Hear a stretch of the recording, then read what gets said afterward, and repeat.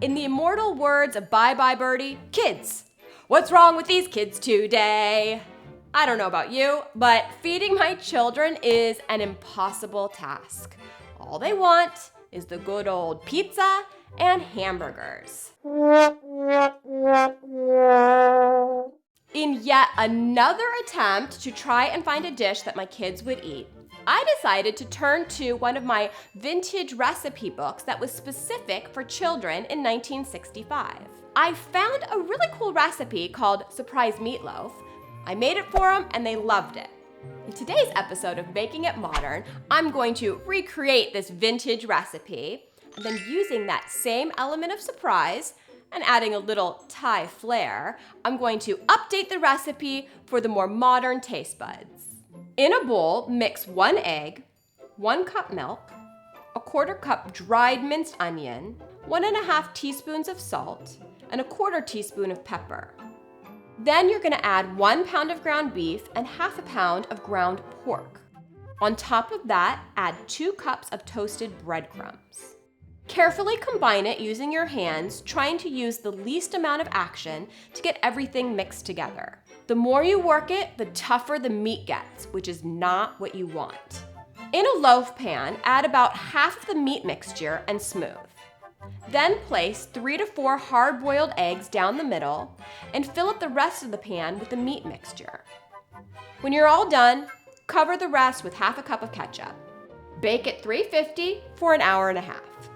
Once it's cooked through, be sure to let it cool for about 15 minutes. This lets the juices redistribute and firms up the meatloaf so it's easier to serve. Surprise! There's an egg in the middle of your meatloaf. So how does it taste? Honestly, it tastes exactly the way you would imagine a meatloaf to taste, which is pretty darn good. There's not a whole lot I can do to make this recipe better.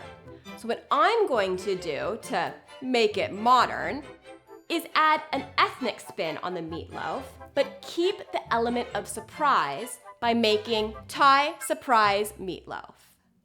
I've seen a lot of Thai-style meatballs on Pinterest, and I thought I could use those same flavors of mint and basil and ginger, but instead of wasting all that time making little balls, I just want to throw it all into a meatloaf pan and call it a day.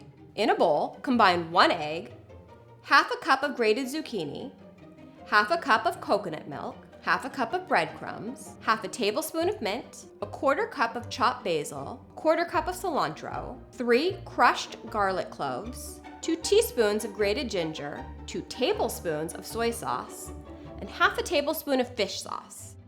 If you don't like fish sauce, you can just omit it. After all of these ingredients are combined, add your ground turkey. Work it with your hands as carefully as possible. The more you work your meat, the tougher it gets. Pour half of the mixture into a loaf pan, and then add the eggs end to end. Then cover with the rest of the mixture. You'll notice that this concoction is much looser than in the original recipe. That's because we're using turkey, and we have to treat it in a different manner to give it the most flavor possible. But don't worry, it all ends up tasting delicious. Cover the loaf with bottled Asian chili sauce and then bake at 350 for an hour. When it's finished, be sure to rest the loaf for about 15 minutes, just like with the original. And voila, Thai surprise meatloaf, which is a great modern version of the original meatloaf surprise.